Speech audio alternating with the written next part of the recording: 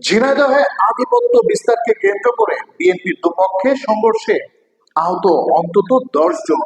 ঝিনাইদহ সদরের ধনঞ্জয়পুর গ্রামে আধিপত্য বিস্তার নিয়ে বিএনপির দুপক্ষের সংঘর্ষে অন্তত 10 জন আহত হয়েছে। সে সময় ভাঙচুর করা হয় অন্তত 3টি বাড়ি। আজ সকাল 6টা থেকে 9টা পর্যন্ত থেমে থেমে চলে এ সংঘর্ষ। আহতদের মধ্যে 2জনকে ঝিনাইদহ সদর হাসপাতালে ভর্তি করা হয়েছে। স্থানীয়রা জানায়, দীর্ঘদিন ধরে রাজনৈতিক আধিপত্য বিস্তার নিয়ে ইউনিয়ন বিএনপির নেতা জাহিদ বিশ্বাস এবং শাহাবুল মোল্লা সমর্থকদের মধ্যে বিরোধ চলছিল। এই গ্রুপের সমর্থকদের মধ্যে কয়েকদিন আগে গ্রামটিতে কয়েক দফা ধাওয়া পাল্টা হওয়ার ঘটনা ঘটে। সেই ধাওয়া পাল্টা হওয়ার ঘটনাকে কেন্দ্র করে আজ সকালে উভয় গ্রুপের সমর্থকরা আবারও দেশীয় ধারালো অস্ত্র নিয়ে সংঘর্ষে জড়িয়ে পড়ে।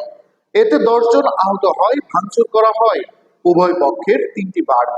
ঝিনাইদহ সদর থানার ওসি আব্দুল্লাহ আল মামুন বলেন, সামাজিক আধিপত্য বিস্তারের জেরে ঘটনাটি ঘটেছে। খবর পেয়ে পুলিশ ও আইন শৃঙ্খলা বাহিনীর সদস্যরা ঘটনাস্থলে গিয়ে পরিস্থিতি নিয়ন্ত্রণে আনে।